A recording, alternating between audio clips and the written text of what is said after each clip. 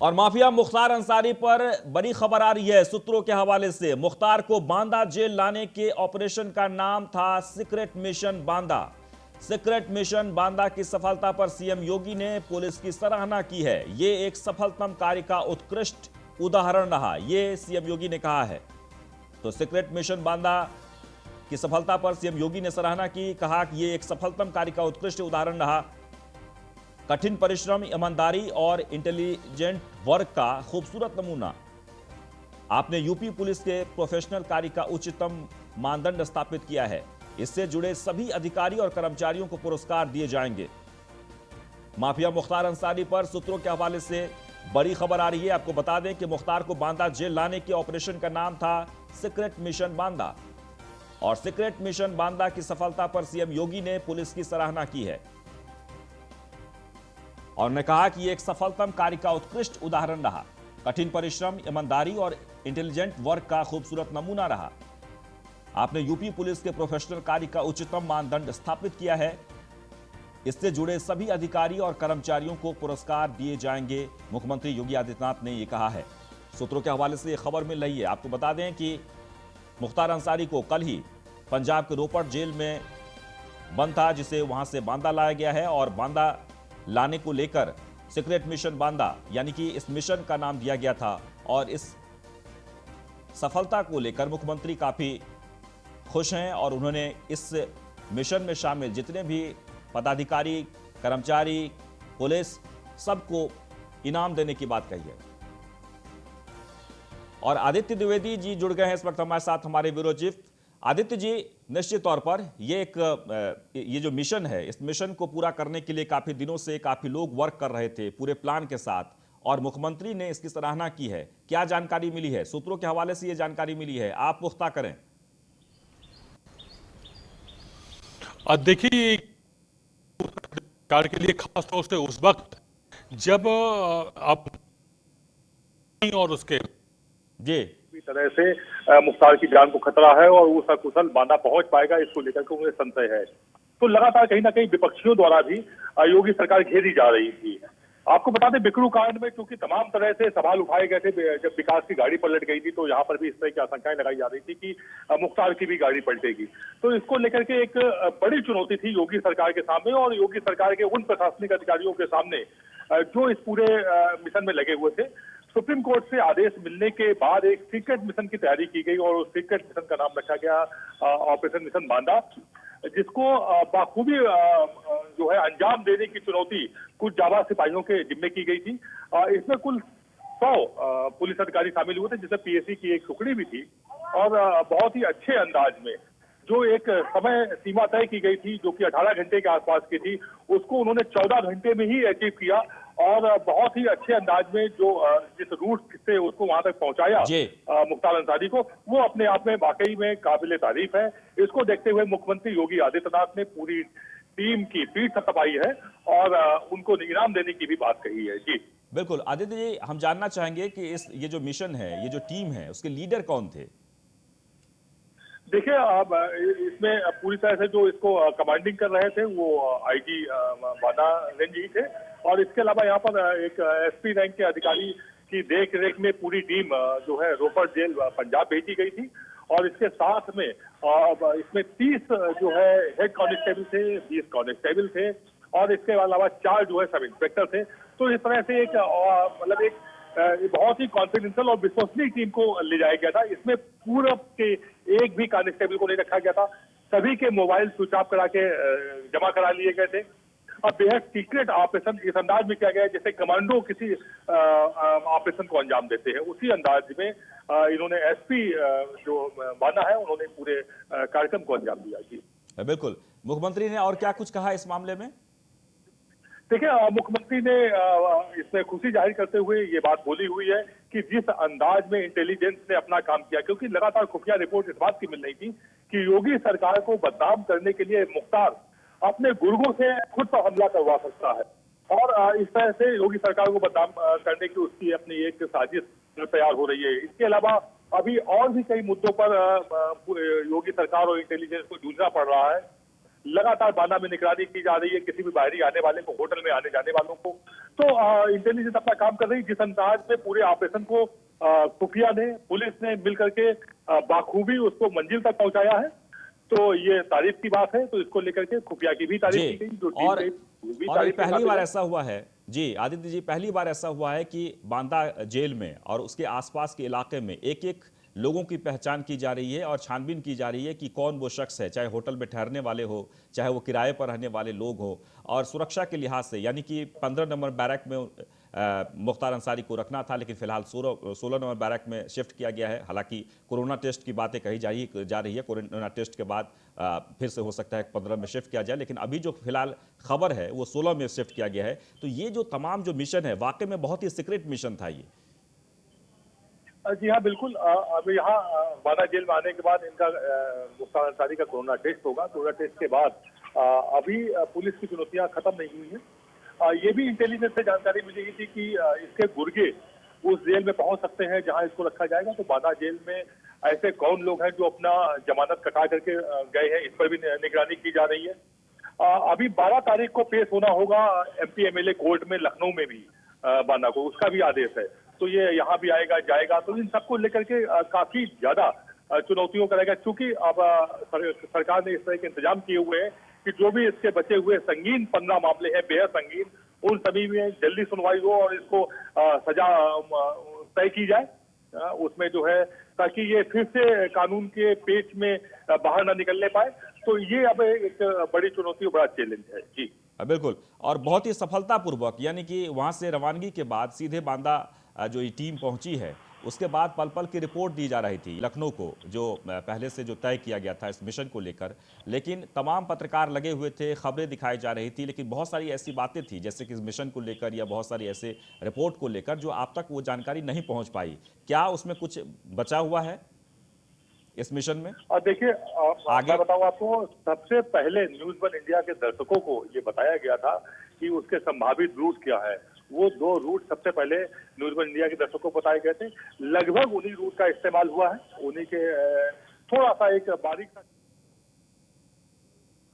भी हैं, CCTV camera लगे हैं। सभी जेलों में हमारे बंदियों के लिए TV भी लगाई है हमने। बैरिकों में, हर बैरिक में हमने TV लगाई है। पूरे उत्तर प्रदेश में सब जगह CCTV। और हमारे अभी माननीय मुख्यमंत्री जी ने पूरे प्रदेश की जेलों को हमने एक वीडियो वॉल मुख्यालय में बनाया है। अपनी वीडियो वॉल के माध्यम से हम यहीं प्रदेश के मुख्यालय में बैठ करके बांदा की जेल का नज़ारा देख सकते हैं कि वहाँ क्या हो रहा है, और प्रदेश की सभी जेलों को देख सकते हैं। और महाराज जी के आने के बाद से सभी प्रदेश की जेलों में इस तरह की व्यवस्था की गई है। और लगातार हम अभी कानून लेके आए थे मोबाइल के उपयोग को लेकर के, इसको सदन में ले आए, कि पिछले सदन में लेके आए थे, और उसके सजा का प्राविधान किया था। 3 साल से 5 साल तक की सजा का प्राविधान किया। हमने जेल में तमाम ऐसे उपकरण लगाए हैं, जेल में डीप मेटल डिटेक्टर भी लगाए हैं, स्कैनर भी लगाए हैं। जो सुरक्षा के लिए जो एहतियात बरतना है वो पूरे प्रदेश की जेलों में करते हैं। उनके लिए कोई अतिरिक्त नहीं कर रहे हैं। जो अतिरिक्त जरूरत है उसके लिए बंदी कर्मचारियों को भेजना, वो सारी व्यवस्था हो गई है, कोई दिक्कत नहीं है वहाँ। उनके परिवार को मुझे नहीं लगता है, उन्हें अपने ट्रायल को देखें, उसमें क्या एक चिंता है, करने की जरूरत नहीं है।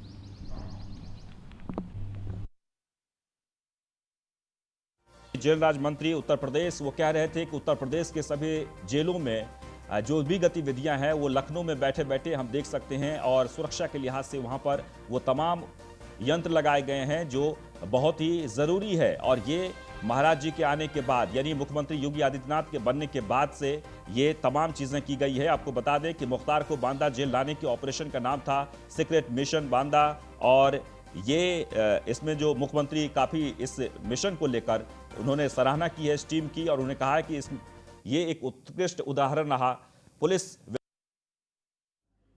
और योगी जी की सरकार की है। जो लोग कानून को अपने जेब में रखने का घमंड करते थे, कानून को अपने मुट्ठी में समझते थे, कानून से मजाक करते थे, आज उनकी उत्तर प्रदेश में वापसी हो चुकी है। निष्पक्ष तरीके से कानून अपना काम करेगा और सरकार की जो जिम्मेदारी है, सरकार अपनी जिम्मेदारी का निर्वाह करेगी। कहीं कोई बाधा आने वाला नहीं है। जिसने जो किया है वो भरेगा। ये योगी जी की सरकार है। नहीं, पीछे दिनों हम लोगों ने देखा है कि किस तरह से जब समाजवादी पार्टी की सरकार थी, लोग जेल में 5 स्टार होटल की सुविधा लेते थे और प्रशासन को, सरकार को, कानून को पंगु बनाकर रख देते थे, कानून को मुंह चढ़ाने का काम करते थे। वो जमाना लद गया। अब भाजपा की सरकार है, योगी जी की सरकार है। जिसने जो किया है वो भरेगा, कानून अपना काम करेगा। देखा गया कि जब वहां से वो निकला तो व्हील चेयर पे निकला, फिर बांदा जिले में खुद चल के गया कि कहीं कुछ नाटक वाटक भी कर रहे हैं अपनी तबीयत खराब होने का।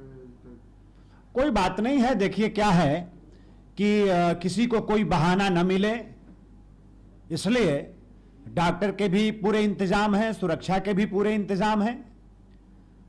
आपने कल देखा भी होगा, पंजाब से लेकर बांदा तक कहीं भी किसी प्रकार की कोई लापरवाही आपको देखने को नहीं मिली होगी।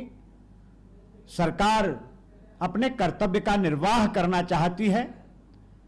कानून निष्पक्ष तरीके से काम करे, इसके लिए वातावरण सरकार ने तैयार किया है। उसका एक जीवंत उदाहरण कल हम लोगों को देखने को मिला। योगी जी की सरकार पूरी तरीके से संकल्पित है कि लॉ एंड ऑर्डर के मामले में, गुंडागर्दी, माफियागर्दी के खिलाफ सख्त कार्रवाई उत्तर प्रदेश की सरकार कर रही है और कानून को मजाक बनाने वाले लोगों को ऐसा ही सबक मिलना चाहिए। कानून अपना काम करे। हमारी जो सम्मानित न्यायालय है उसका जो फैसला होगा, उसके जो आदेश निर्देश होंगे, उसका भी हम लोग पालन करेंगे। तो अनिल राजभर कैबिनेट मंत्री ये कहते हुए कि जो जैसा कर्म करेगा वो वैसा भरेगा। ये योगी की सरकार है, महाराज की सरकार है, बीजेपी की सरकार है और यहां पर किसी अपराधियों को संरक्षित नहीं किया जाएगा, संरक्षण नहीं दिया जाएगा। हमारे ब्यूरो चीफ आदित्य जी लगातार बने हुए हैं। आदित्य जी, निश्चित तौर पर सरकार की तरफ से जो मंत्री हैं या फिर पूरी सरकार अब पीठ पर थपथपाने में भी लग गई है। वाकई में काम भी बहुत बड़ा हुआ है, ये मिशन एक बहुत बड़ा था। आदित्य जी। जी हाँ, बिल्कुल, ये बड़ा मिशन था और ये बड़ी जिम्मेदारी थी, खास तौर से उस वक्त जबकि योगी सरकार को लगातार बदनाम करने की कोशिश की जा रही थी। कहीं ना कहीं मुख्तार अंसारी, क्योंकि ये शातिर माइंड है, ये किस समय क्या किस तरह का षड्यंत्र रचने कुछ कहा नहीं जा सकता है। जो इंटेलिजेंस से जानकारी मिली थी उसके मुताबिक ये अपने ऊपर ही हमला करवा सकता था योगी सरकार को बदनाम करने के लिए, या उसके लोग आकर के गैंगवार होता, ऐसा कुछ तो करते। तो उसके बाद से एक बड़ी चुनौती थी और उस चुनौती को देखते हुए कि ये किसी तरह का षड्यंत्र कर सकता है, तो बांदा जेल में जो भी स्टाफ था, जो कमी थी जेल में स्टाफ की, उसको पूरा किया गया है तत्काल प्रभाव से। जो मुझको अभी भी जानकारी मिली है उसके मुताबिक एक जेलर के साथ में 2 डिप्टी जेलर वहां पर रहेंगे। इसके अलावा 2 अलग से सुपरवाइजर भी उनको दिए गए हैं और बांदा जेल के आसपास 1.5 बटालियन पीएसी डाले रहेगी, परमानेंट सुरक्षा से लैस किया गया है। और बहुत बहुत शुक्रिया जानकारी के लिए। जय कुमार जैकी जो जेल राज्य मंत्री हैं वो भी ये बात दोहरा रहे थे कि किसी भी जेल में किसी प्रकार की कोई जो सुरक्षा में चूक नहीं हो, इसलिए उसे सीधे सीधे लखनऊ से भी कनेक्ट किया गया है कि उनकी वहां की जो गतिविधियां हैं उस पर नजर रखी जाए। चलिए आगे बढ़ते हैं। उत्तराखंड बीजेपी में इस वक्त की वहां से बड़ी खबर आ रही है। बीजेपी से, उत्तराखंड बीजेपी से तीरथ सरकार नहीं करेगी दायित्वधारियों की नियुक्ति। आपको बता दें कि सूत्रों से हवाले से खबर आ रही है उत्तराखंड में दर्जा प्राप्त मंत्रियों की नियुक्ति नहीं होगी। उत्तराखंड बीजेपी की बैठक में यह फैसला लिया गया है। करीब 100 दर्जाधारियों को सीएम तीरथ ने हटाया था। त्रिवेंद्र सरकार में नियुक्ति सभी दर्जाधारियों को हटा दिया गया था। और फहीम तन्हा जुड़ गए हैं इस वक्त हमारे साथ, रेजिडेंट एडिटर। जी, क्या जानकारी मिल रही है, क्या निर्णय लिया है सरकार ने?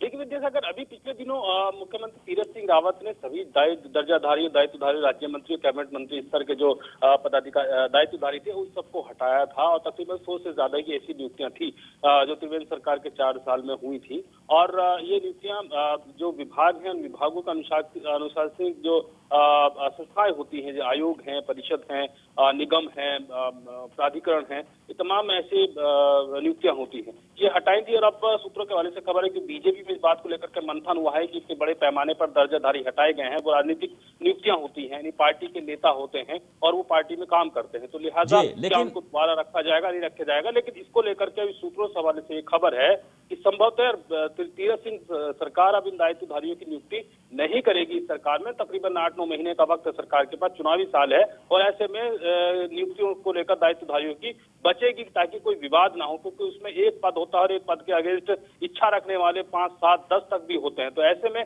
अगर 10-20 लोगों की नियुक्ति की जाती है तो बाकी नाराज हो सकते हैं, ये एक पहलू जुड़ा हुआ है। लेकिन अगर ज्यादा पार्टी संगठन का दबाव पड़ा तो कुछ हद तक जो महत्वपूर्ण पद हैं, जो महत्वपूर्ण विभाग हैं, उनमें दायित्वधारियों की नियुक्ति की भी जा सकती है, लेकिन इसकी संभावना बहुत कम है। ये तय करेगी सरकार और संगठन के आपस में मिलकर कि अगर जरूरत है कुछ पदों पर रखने की, कुछ चुनाव भी मद्देनजर है, सबको नाराज भी नहीं कर सकते और सबकी नाराजगी मोल भी नहीं ले सकते। तो लेकिन अभी फिलहाल ये तय पाया जा रहा है कि कोई नियुक्ति दायित्वधारियों की नए सिरे से नहीं की जाएगी। बिल्कुल, लेकिन फहीम तन्हा, दर्जाधारी मंत्रियों की जो नियुक्ति होती है, जैसे कि आपने भी कहा कि ये पॉलिटिकल, यानी कि पार्टी के जो वर्कर्स होते हैं, जो मजबूत, जो ईमानदार, जो वर्षों से काम करते हैं, वो एक उम्मीद लगाए बैठे रहते हैं जब सरकार बनेगी तो उन्हें भी कुछ दिया जाएगा। मुझे लगता है कि ये हर एक पार्टी के लिए बहुत ही ज़रूरी होता है। तो क्या इस तरह के कार्य के बाद या इस तरह के निर्णय के बाद कार्यकर्ताओं में या फिर वो लोग जो हकदार हैं उसमें असंतोष नहीं फैलेगा? देखिए, बिल्कुल पार्टी के अंदर इससे असंतोष भी फैलता है। जो अभी नियुक्तियां हैं, जैसे आयोग हैं, जो संवैधानिक पद है, जो कमीशन हैं, उनमें 3 साल या 5 साल की निर्धारित नियुक्तियां हैं, वो तो बनी हुई हैं। उसको लेकर के तो सरकार ने आदेश किया है कि वो बनी रहेंगी। लेकिन जो परिषद है, बोर्ड है, सलाहकार मंडल है, दूसरे और निगम है, इनमें जो नियुक्तियां हैं ये सभी निरस्त कर दी गई हैं, रद्द कर दी गई हैं। तो लिहाजा जो बात आपने कही कि असंतोष पनपने वाली बात, वो त्रिवेंद्र सरकार में भी असंतोष पनपा। और हमने देखा कि बजट सत्र से कुछ समय पहले ही त्रिवेंद्र सरकार में 17 दायित्वधारी नए बनाए गए थे, जिसको लेकर के पार्टी में उस समय भी असंतोष उभर करके आया था। बहुत बहुत शुक्रिया जी, बहुत बहुत शुक्रिया।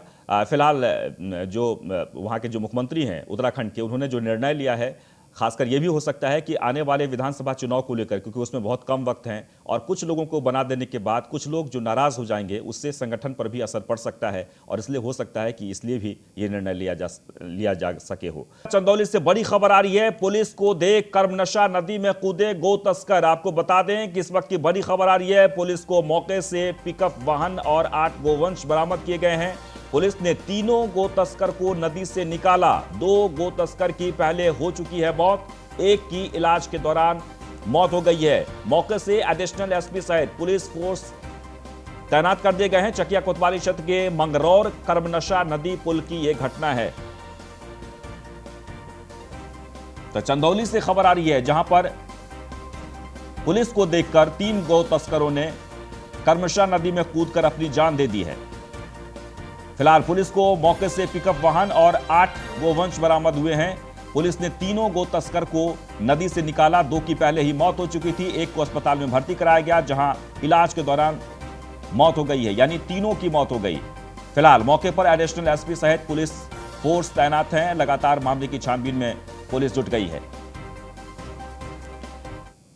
4 बजे पुलिस द्वारा 2 लोग को पहले ले आया गया, जिसमें से कि एक तो पहले से ही मृत था, उसको मृत घोषित कर दिया गया, और दूसरा था वो, उसकी भी हालत गंभीर थी, तो इस इलाज के लिए हॉस्पिटल में भर्ती किया गया था।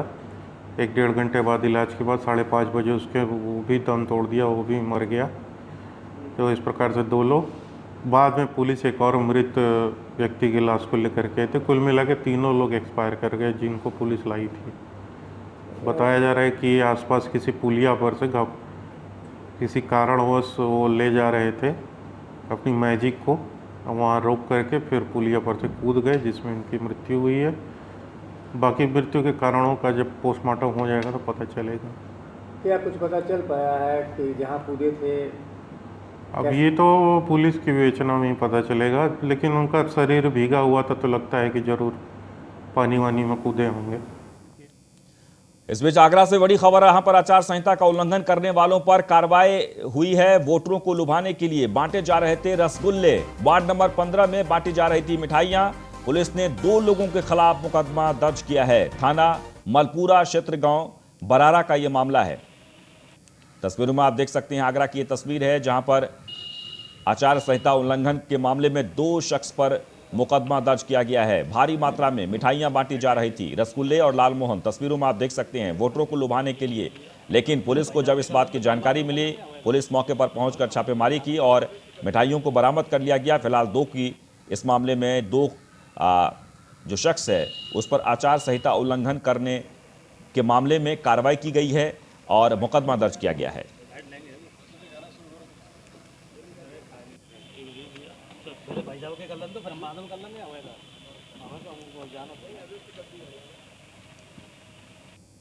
फ्लैग मार्च के 2 उद्देश्य होते हैं, 2 साइकोलॉजिकल इफेक्ट होते हैं। पहला तो ये जनता को भयमुक्त करना और उसे एक ऐसा निष्पक्ष वातावरण उपलब्ध कराना ताकि वो अपना मत डाल सके और एक अच्छा कैंडिडेट चुन सके।